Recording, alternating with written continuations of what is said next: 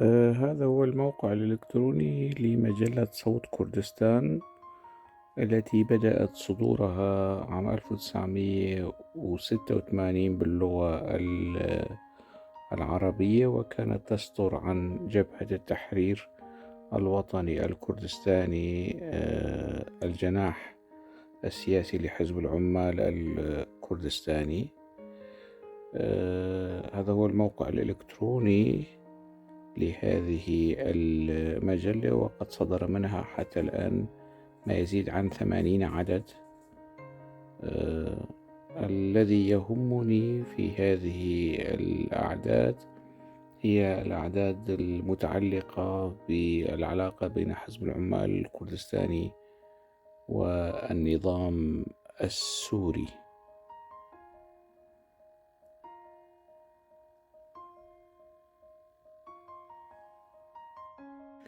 هذا هو العدد 4 و5 من المجلة. العدد مزدوج وصدر سنة 1986.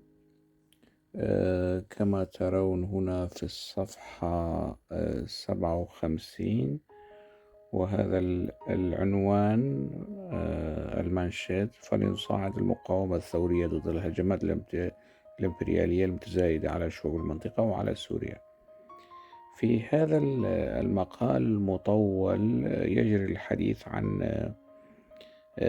سوريا والهجمات الإمبريالية والأمريكية التي تستهدفها، والهجمات التركية، وتستهدف دور سوريا المقاوم ودور سوريا المدافع عن حقوق الشعوب وحركات التحرر الوطني.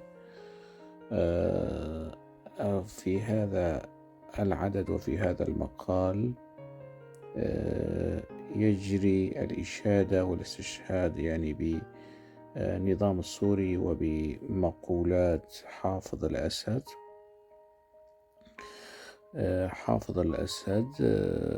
كل من يتراجع خطوة إلى الوراء في المعركة مع العدو خائن استحق الموت. هذه مقولة حافظ الأسد.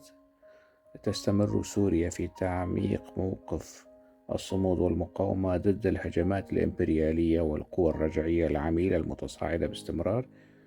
بهذا الصدد قال الرئيس حافظ الأسد في كلمته التي ألقاها إبان افتتاح مؤتمر نقابات العمال بتاريخ 16/11/1986: سنستمر في المقاومة والصمود، كما سنستمر في دعم حركات التحرر والقوى المناضلة ضد الظلم في كل مكان، وإن الخاسر سيكون هو نفسه الذي يتخذ موقفا ضدنا. كل من يتراجع خطوة واحدة في الحرب ضد العدو فهو خائن وقد استحق الموت. هذا مقتبس وكلام حافظ الأسد منشور في هذا المقال في مجلة صوت كردستان الصادرة عن جبهة التحرير الوطني الكردستاني الجناح السياسي لحزب العمال الكردستاني سنة 1986. أنا ذكرت ذلك من باب التوثيق. طبعا جريدة الحزب المركزية سرخبون هي أيضا نشرت في نفس السنة مقالا مطولا باللغة العربية، وأكاد أن أقول أن النسخة الموجودة في صوت كردستان هي مترجمة عن ما هو منشور في جريدة سرخبون، الجريدة المركزية للحزب الصادرة باللغة التركية، وقد سبق أن أشرت إلى ذلك المقال في فيديوهات سابقة.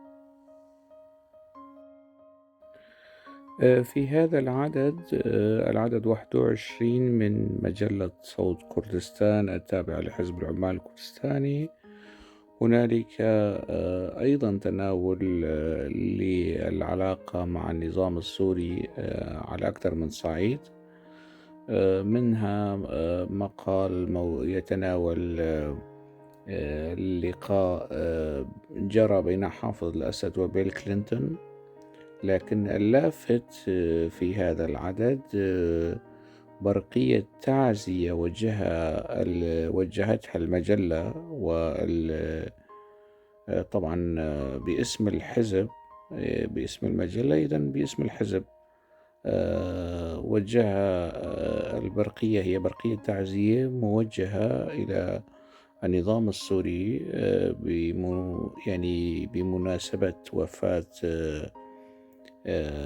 باسل الأسد، لنرى مضمون برقية التعزية. تلقى أبناء شعبنا الكردستاني ببالغ اللوعة والحزن والأسى نبأ رحيل الفارس الرائد الركن المهندس باسل الأسد، حيث أن رحيل الفقيد يعتبر خسارة كبيرة ليس فقط للشعب العربي، وإنما للشعب الكردي ولجميع شعوب المنطقة أيضا. وبهذه المناسبة الأليمة والمصاب الجلل، تتقدم مجلة صوت كردستان إلى سيادة الرئيس حافظ الأسد رئيس الجمهورية العربية السورية، وإلى أسرته الكريمة وذويه، وإلى الشعب السوري الصديق، بأحر التعازي القلبية، سائلين المولى عز وجل أن يتغمد الفقيد برحمته، وأن يسكنه فسيح جنانه، وأن يلهم أهله الصبر والسلوان. صوت كردستان العدد 21، العدد صوت كردستان العدد 21 الصفحة 45. من باب التوثيق أنا يعني أنشر هذا الفيديو لكي ربما يعني الأجيال الحالية لا تعلم طبيعة وحقيقة العلاقة ومدى عمق العلاقة بين حزب العمال الكردستاني ونظام الأسد الفاشي. وقت ذاك مع الأسف الشديد يعني كنا أغرارا، شبابا لا نعي هذه المسائل، وكنا أيضا مخدوعين ومنخرطين ضمن حزب العمال الكردستاني مع شديد الأسف.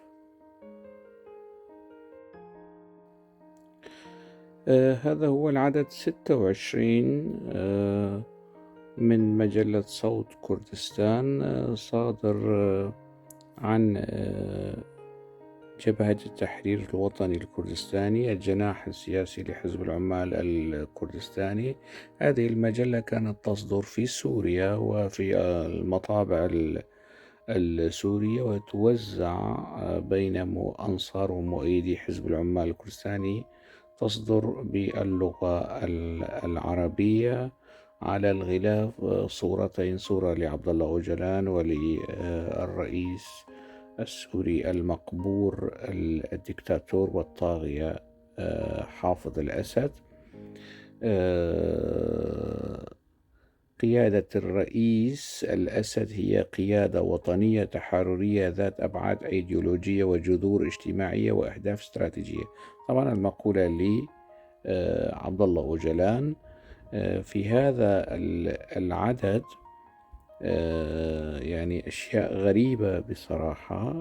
بعد الافتتاحية هنالك كلمة لأوجلان، كلمة القائد أبو في ذكرى 11 لقفزة 15 آب، لقاء مع القائد أبو بمناسبة العيد الفضي للحركة التصحيحية. ومعلوم للقاصي والداني أن الحركة التصحيحية هي حركة انقلابية قام بها حافظ الأسد على حزب البعث العربي، على حزبه وعلى رفاقه.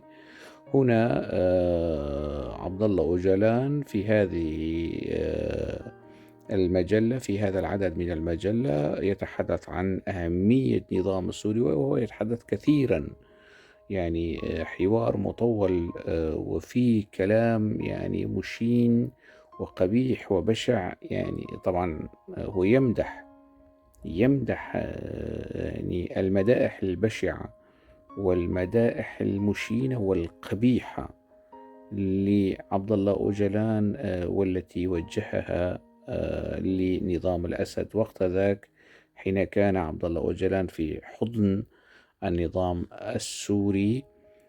واللافت والغريب في هذا العدد أيضا هنالك يعني مقال يستهدف القيادة الكردية العراقية تحت عنوان الخيانة التاريخية في كردستان الجنوبية منذ أيام الملا مصطفى البرزاني. والعدد كما ترون، العدد 26 تشرين أول 1995. في هذا العدد أوجلان يشيد بنظام الأسد وبحافظ الأسد وبحركته الانقلابية. هذا هو الحوار المطول مع عبد الله أوجلان. إن أسعفنا الوقت نقرأ شيئا مما قاله أوجلان عن حافظ الأسد كما ترون: وبناء عليه فإن الرئيس حافظ الأسد ليس قائدا عاديا، وإن أي تقييم للرئيس الأسد على أنه قائد تحرري وطني واجتماعي فقط يبقى تقييما ناقصا. هذا المديح يبقى تقييما ناقصا، فهو يمثل قيادة شاملة ذات أبعاد أيديولوجية وجذور اجتماعية وأهداف استراتيجية، وقد برهن على ذلك من خلال النتائج المباشرة وغير المباشرة المتمخضة عن هذا الصراع، مما جعل منه قائدا جديرا بالاهتمام والدراسة واستنباط العبر. وهذه ناحية مهمة جدا في هذه القيادة، لا سيما بالنسبة للذين يريدون خوض غمار السياسة في منطقة الشرق الأوسط ويرغبون في تحقيق بعض المكاسب لشعوبهم، فهؤلاء بحاجة إلى البحث والتدقيق المستمر. هذا يعني جزء بسيط من المدائح التي كالها عبد الله أوجلان للطاغية حافظ الأسد في هذا الحوار المطول كما ترون بخصوص حركة حافظ الأسد الانقلابية على رفاقه وعلى حزبه وبنائه دولة أمنية طاغوتية. ما زال السوريون يدفعون ضريبة هذا النظام البشع الذي وصفه أوجلان بتلك المدائح القبيحة والقميئة والبشعة التي ستبقى وصمة عار تلاحق هذا الزعيم، زعيم حزب العمال الكردستاني